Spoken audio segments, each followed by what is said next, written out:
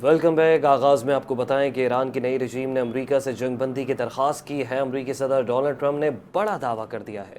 Social media plate form پر جاری بیان میں کہا کہ ایران کی نئی رجیم کے صدر پہلے والوں سے کم شدت پسند اور زیادہ ذہین ہیں۔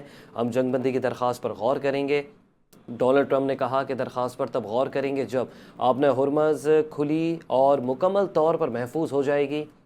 اس وقت تک ہم ایران کو مکمل طور پر تباہ یا پتھر کے زمانے میں واپس بھیج دیں گے۔ ٹرمپ کا کہنا تھا کہ امریکہ 2 سے 3 ہفتوں میں ایران جنگ سے نکل جائے گا۔ ایران اگلے 4 سے 5 سال تک جوہری ہتھیار نہیں بنا سکے گا۔ جب وہ جوہری ہتھیار بنائیں گے اور بنانے کے قابل ہوں گے تو امریکہ میں پھر میرے جیسا کوئی صدر آئے گا اور نیا صدر پھر ایران کو تباہ کر دے گا، کیونکہ یہ نہیں ہو سکتا کہ ایران کے پاس جوہری ہتھیار ہو۔ ایران نے امریکی صدر ڈونلڈ ٹرمپ کے جنگ بندی سے متعلق بیان کی تردید کر دی ہے۔ غیر ملکی میڈیا رپورٹس کے مطابق ایرانی وزارت خارجہ نے بیان جاری کرتے ہوئے کہا کہ ایران نے امریکہ سے جنگ بندی کی کوئی درخواست نہیں کی۔ سپریم لیڈر مجتبیٰ خامنہئی مکمل صحت مند اور خیریت سے ہیں۔ جنگی حالات کی وجہ سے مجتبیٰ خامنہئی عوام کے سامنے نہیں آ رہے۔ ایرانی وزارت خارجہ نے یہ بھی کہا کہ دنیا میں اب کوئی بھی امریکی سفارتکاری پر بھروسہ نہیں رکھ سکتا۔ جنگ کو امریکہ اور اسرائیل نے شروع کیا۔ تہران مسلط کی گئی جنگ میں اپنے دفاع کر رہا ہے۔ ایران کے پاسداران انقلاب نے بھی ٹرمپ کے جنگ بندی سے متعلق بیان مسترد کر دیے۔ بولے آبنۂ ہرمز کو امریکی صدر کی مضحکہ خیز نمائش سے متعلق نہیں کھولا جائے گا۔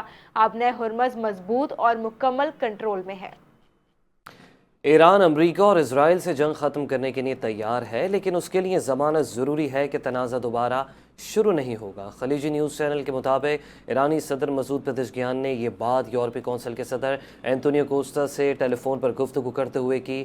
انہوں نے کہا کہ جنگ کے دوران عوام کا اتحاد قابل تعریف ہے۔ ایران صرف جنگ بندی نہیں بلکہ مکمل اور مستقل حل چاہتا ہے۔ انہوں نے تسلیم کیا کہ سیکیورٹی سے متعلق کچھ بات چیت پاکستان کے ذریعے جاری ہے۔ دوسری جانب پاسداران انقلاب نے خبردار کرتے ہوئے کہا کہ اگر ایرانی قیادت کو نشانہ بنانے کا سلسلہ جاری رہا تو امریکی ٹیکنالوجی کمپنیوں کے خلاف کارروائی کی جا سکتی ہے۔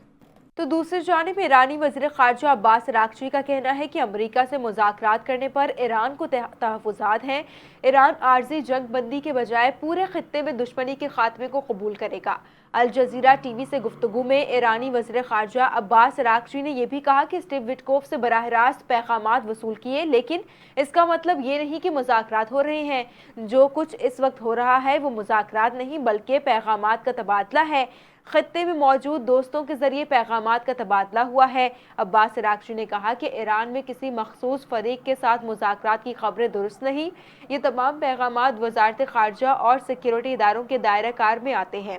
ہم نے امریکی 15 تجاویز پر کوئی جواب نہیں دیا۔ ایرانی وزیر خارجہ نے کہا کہ آبنۂ ہرمز مکمل طور پر کھلا ہے۔ آبنۂ ہرمز صرف ان کے لیے بند ہے جو ہم سے جنگ کر رہے ہیں۔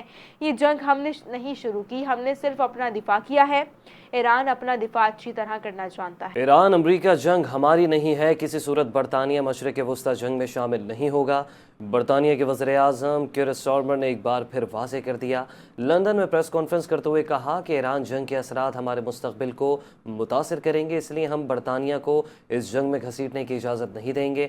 ہم آنے والی نسلوں کو محفوظ ملک دینا چاہتے ہیں۔ برطانوی وزیر اعظم کا کہنا تھا آبنۂ ہرمز کھلوانے کے لیے فورن سیکرٹری سیاسی اور سفارتی اقدامات کے لیے کام کریں گے۔ امریکی صدر کی جانب سے نیٹو اتحاد سے علیحدگی پر غور کرنے سے متعلق سوال پر ان کا کہنا تھا کہ چاہے کتنا ہی دباؤ کیوں نہ ہو، ہمیں اپنے ملک کے مفاد میں فیصلہ کرنا ہے۔ ایرانی پاسداران انقلاب کو آپریشن وعدہ صادق 4 کی 89ویں لہر کا آغاز۔ اسرائیل کے مختلف شہروں اور امریکی اہداف پر میزائل داغ دیے۔ ایران نے میزائل حملوں کی 88ویں لہر 2010 کے فریڈم فلوٹیلا واقعے کے شہداء کا انتقام قرار دے دی۔ 100 سے زائد بھاری میزائل حملہ آور ڈرونز اور 200 راکٹ مغربی ایشیا کے وسیع علاقے اور مقبوضہ فلسطینی سرزمین کے شمال سے جنوب تک مختلف اہداف پر داغے گئے۔ ایلات، تل ابیب اور بنی براق سمیت مختلف مقامات پر اسرائیلی فوجی اہداف کو نشانہ بنایا گیا، جس میں اسرائیلیوں کو بھاری جانی نقصان اٹھانا پڑا۔ بحرین میں موجود امریکی فوجی اڈے کو نہایت درستگی سے نشانہ بنایا گیا۔ العدیدی بیس پر امریکی فوج کے ہیلی کاپٹر یونٹ پر بیلسٹک میزائلوں سے حملہ کیا گیا، جس کے نتیجے میں ایک ہیلی کاپٹر تباہ جبکہ دیگر کو شدید نقصان پہنچا۔ پاسداران انقلاب کے مطابق یہ لہر بدستور پوری شدت کے ساتھ جاری ہے۔ آئندہ پیش رفت سے متعلق مزید معلومات بعد میں جاری کی جائیں گی۔ یورپی ملک پولینڈ نے اپنا جدید پیٹریوٹ میزائل سسٹم مشرق وسطی بھیجنے سے صاف انکار کر دیا ہے، جس کے بعد خطے کی سیکورٹی صورتحال سے متعلق نئی بحث شروع ہو گئی ہے۔ غیر ملکی میڈیا رپورٹس کے مطابق پولینڈ کی حکومت نے واضح کیا ہے کہ وہ اپنے دفاعی نظام کو کسی دوسرے خطے میں منتقل نہیں کرے گا۔ اس حوالے سے پولینڈ کے وزیر دفاع نے کہا کہ پیٹریوٹ بیٹریاں اور ان سے متعلق اسلحہ اس وقت ملک کی فضائی حدود کے تحفظ اور نیٹو کے مشرقی محاذ کے دفاع کے لیے انتہائی اہم کردار ادا کر رہے ہیں۔ کہا کہ موجودہ حالات میں دفاعی نظاموں کو ملک سے باہر بھیجنا قومی سلامتی کے لیے خطرہ بن سکتا ہے، اس لیے انہیں پولینڈ کے اندر ہی رکھا جائے گا۔ جانب نائب وزیر اعظم اور وزیر خارجہ اسحاق ڈار کے دورے چین میں فریقین نے خلیج اور مشرق وسطی میں امن اور استحکام کی بحالی کے لیے 5 نکاتی اقدام کا آغاز کر دیا۔ پاک چین وزراء خارجہ ملاقات میں ترقی پذیر ممالک پر کشیدگی کے سنگین سماجی اور معاشی اثرات پر گہری تشویش کا اظہار کیا گیا۔ ترجمان دفتر خارجہ کے مطابق چینی وزیر خارجہ نے پاکستان کی فعال سفارتی کردار اور کوششوں کو سراہا اور بھرپور حمایت بھی کی۔ اسحاق ڈار نے تنازع کے حل اور مکالمے کی بحالی کے لیے پاکستانی کوششوں سے آگاہ کیا، جبکہ پاکستان، سعودی عرب، ترکی اور مصر کے وزراء خارجہ کے اجلاس سے بھی آگاہ کیا۔ فریقین نے دو طرفہ تعلقات میں بڑھتی پیش رفت پر اطمینان کا اظہار کیا۔ اعلامیے کے مطابق ملاقاتوں میں سی پیک 2 کے تحت ترقی، اسٹریٹجک تعاون، اعلیٰ سطح کے تبادلے اور رابطے بڑھانے پر زور دیا گیا۔ پاک چین وزراء خارجہ نے افغانستان کی صورتحال پر بھی تبادلہ خیال کرتے ہوئے امن، استحکام اور دہشت گردی کے مؤثر سدباب کی اہمیت پر زور دیا۔ ایران کے دارالحکومت تہران میں ایرانی افواج سے اظہار یکجہتی کے لیے ولی عصر اسکوائر میں ریلیاں نکالی گئیں، جن میں ایرانی صدر اور ایرانی وزیر خارجہ نے بھی شرکت کی۔ ریلی میں شریک ایرانی عوام نے جنگ میں پاکستان کے ساتھ تعاون پر شکریہ ادا کیا، پاکستان کے حق میں نعرے لگائے، پاکستانی پرچم بلند کیے۔ شرکا نے دونوں ممالک کے درمیان برادرانہ تعلقات کو سراہا۔ ایک ایرانی شہری کا کہنا تھا کہ پاکستانی عوام کی محبت کو ایران کبھی نہیں بھولے گا، دونوں ممالک کے درمیان دوستی مزید مضبوط ہوگی۔ ایرانی وزیر خارجہ عباس عراقچی نے کہا کہ میں لوگوں کا حوصلہ بڑھانے کے لیے ریلیوں میں آتا ہوں، لوگوں کا جوش و خروش بلند ترین سطح پر ہے، میری شمولیت سمندر میں قطرے کے برابر ہے۔ ایران میں شہید ہونے والے پاکستانی یاسر خان کی نماز جنازہ کراچی کے علاقے یونس آباد میں ادا کر دی گئی، جس میں سابق وفاقی وزیر عبدالقادر پٹیل سمیت دیگر اراکین اسمبلی، اہل محلہ اور شہریوں کی بڑی تعداد نے شرکت کی۔ یاسر خان کے اخلاق کی تعریف پورے محلے میں کی جاتی تھی اور وہ ایک ایسی شہادت کے مستحق ہوئے جس کی لوگ تمنا کرتے ہیں۔ عبدالقادر پٹیل کی میڈیا سے گفتگو، کہا کہ یاسر نے اپنی جان کا نذرانہ دے کر پاکستان کا نام بلند کیا۔ ہم چاہتے ہیں کہ کسی بے گناہ کا خون نہ بہے اور سفارتی تعلقات اس طرح کامیاب ہوں کہ کسی اور کے بچے اسی طرح شہید نہ ہو۔ یاسر کی شہادت پورے پاکستان کے لیے باعث فخر ہے اور جو کچھ ممکن ہو سکے گا وہ کیا جائے۔ امریکہ جنگ دوسرے ماہ میں داخل ہو گئی ہے۔ پاکستان کے پیٹرولیم مصنوعات کے لیے 3 ممالک سے اس وقت رابطے جاری ہیں۔ سعودی عرب سے خام تیل کے ایک جہاز کا انتظام مکمل ہو گیا، کویت سے بھی یقین دہانی حاصل کر لی گئی۔ وزارت پیٹرولیم حکام کا بڑا دعویٰ سامنے آیا ہے۔ مارچ میں سعودی عرب کی یامبو بندرگاہ کے ذریعے خام تیل کا ایک جہاز عمان کی بندرگاہوں سے پیٹرول کے 5 اور ڈیزل کا ایک کارگو لایا گیا۔ پاکستان نے کویت سے بھی پیٹرولیم مصنوعات کی یقین دہانی حاصل کر لی۔ کویت پیٹرولیم کارپوریشن ڈیزل اور جیٹ فیول فراہم کرے گی۔ وزارت پیٹرولیم حکام کہتے ہیں ہم تمام خلیجی ممالک سے رابطے کر رہے ہیں، مصنوعات کی بلا تعطل سپلائی کو برقرار رکھے ہوئے ہیں۔ دوسری جانب عالمی منڈی میں خام تیل کی قیمتوں میں بڑی کمی دیکھنے میں آئی ہے۔ خام تیل کی قیمتیں $100 فی بیرل سے پیٹرول اور ڈیزل پر عائد لیوی کے ڈھانچے کے حوالے سے IMF سے بات کرے تاکہ ایران جنگ کے باعث عالمی سطح پر پیٹرولیم کی بڑھتی قیمتوں کا بوجھ عوام پر پڑنے سے روکا جا سکے۔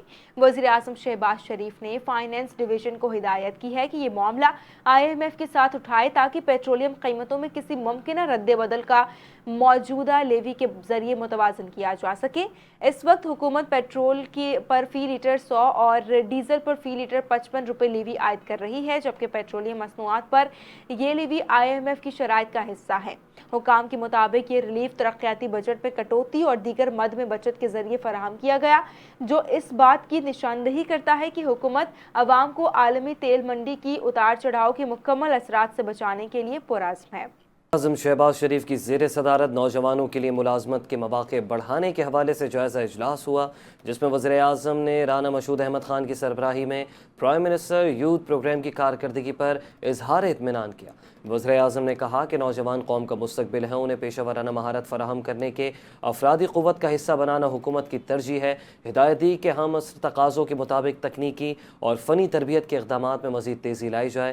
اجلاس کو بریفنگ میں بتایا گیا کہ national vocational and technical training commission میں اصلاحات کے بعد نوجوانوں کو تربیت کی فراہمی میں بہتری آئی ہے، جبکہ نیوٹیک کے تحت شروع کیے گئے پروگرامز کے مثبت نتائج سامنے آ رہے ہیں۔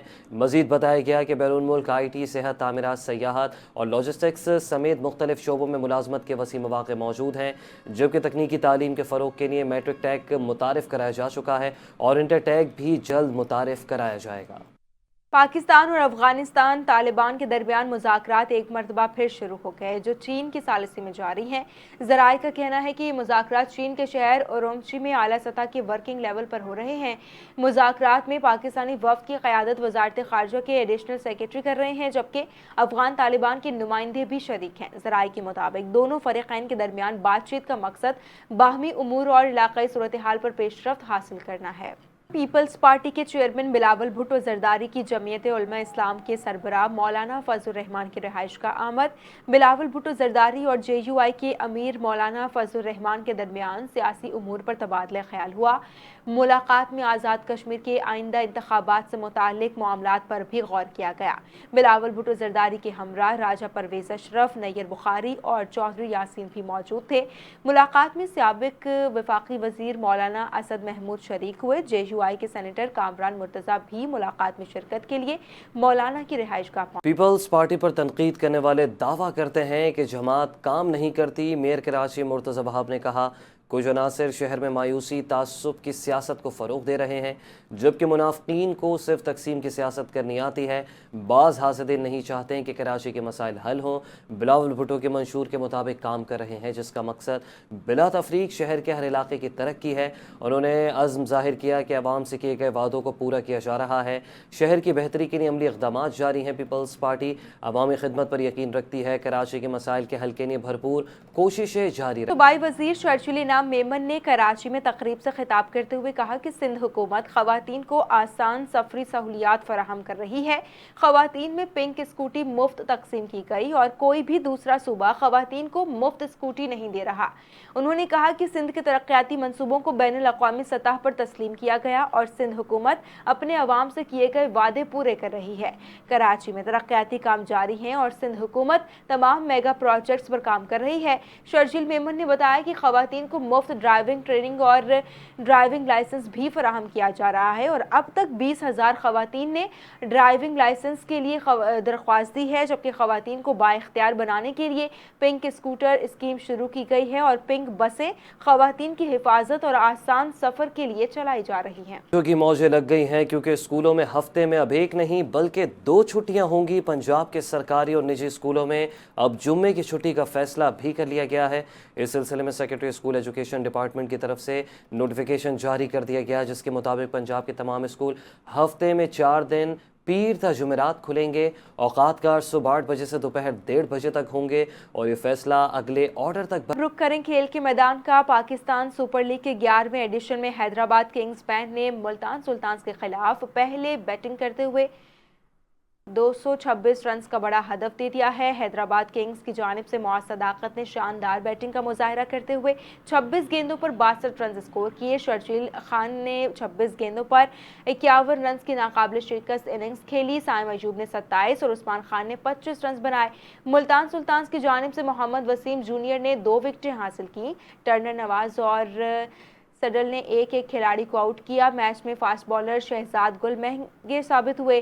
4 اوورز میں 60 رنز بنائے۔ ان کے آخری اوور میں 30 رنز بنے، جبکہ ہدف کے تعاقب میں ملتان سلطانز کی بیٹنگ جاری ہے۔ کراچی میں پولیس کا جرائم پیشہ عناصر کے خلاف کریک ڈاؤن تیز۔ مختلف علاقوں میں مقابلے، اسمگلنگ کے خلاف کارروائیاں اور فائرنگ کے واقعات۔ متعدد ملزمان گرفتار کر لیے گئے۔ تفصیلات عارف حبیب کی رپورٹ میں۔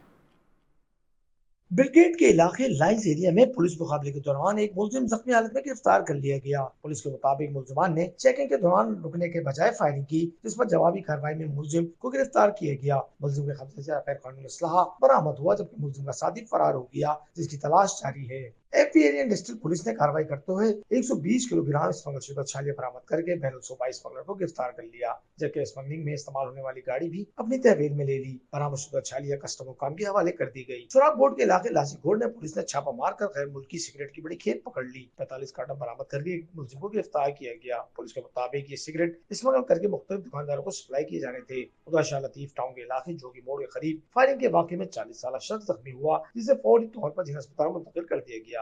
पुलिस हुक्काम के मुताबिक शहर भर में जराइम पेशा अनासर के खिलाफ कार्रवाइयां मजीद तेज कर दी गई हैं और मुलव्विस मुल्जिमान के खिलाफ सख्त कानूनी कार्रवाई अमल में लाई जा रही है। उमर रुबाब के अहल खाना के कत्ल केस के अदालती फैसले के बाद खुशी में की जाने वाली हवाई फायरिंग के वाक़े का आला हुकाम ने नोटिस ले लिया है। कंबर शहदाद कोर्ट में मुल्जिमान की बरीयत पर हवाई फायरिंग करने वाले 10 अफराद के खिलाफ पुलिस ने मुकदमा दर्ज कर लिया। कार्रवाई के दौरान 8 मुल्जिमान को गिरफ्तार कर लिए गए, जबकि 2 नामालूम अफराद की तलाश जारी है। मुल्जिमान के कब्जे से असलहा भी बरामद कर लिया गया। पुलिस के मुताबिक फैसले के बाद MPA सरदार खान चांडियों के बंगले के बाहर फायरिंग की गई थी। गिरफ्तार मुल्जिमान में लियाकत, मुमताज़ बहादुर, गुलाम मुस्तफ़ा, सदाम फारूक, मंजूर और कातिर बख्श शामिल हैं। मुकदमा थाना सिटी में सब इंस्पेक्टर रोशन चांडियों की मुद्दत में दर्ज किया गया। मोदी की बदतरीन सिफारतकारी और दोगली पॉलिसियों की बदौलत भारत में तवानाई बहरान संगीन हो गया। भारतीय नशरियाती इदारा NDTV के मुताबिक भारतीय हुक्काम ने भारत को ईंधन तरसील करने वाले 10 गैर मुल्की परचम वाले जहाज़ों के खलीज फार्स में फंसने की तस्दीक कर दी है। LPG खाम तेल और LNG के 18 भारतीय परचम वाले जहाज़ भी आबने हुर्मस में महसूर हुए हैं। NDTV का कहना है कि जंग से मुतासरा इलाका महज आबने हुर्मस तक महदूद नहीं, बल्कि इससे बाहर के इलाके भी हाई रिस्क एरिया में शामिल हैं। ईरानी हुक्काम ने वाज़ेह कर दिया है कि सिर्फ ब्रदर ममालिक के जहाज़ ईरानी हुक्काम के साथ हम आहंगी के बाद आबने हुर्मस से गुजर सकते हैं। आलमी माहिरीन के मुताबिक मशरक़ी वस्ता की जंग के बायस आबने हुर्मस जैसा अहम तिजारती रास्ता मफलूज होने से भारत में ईंधन की किल्लत शिद्दत अख्तियार कर चुकी है।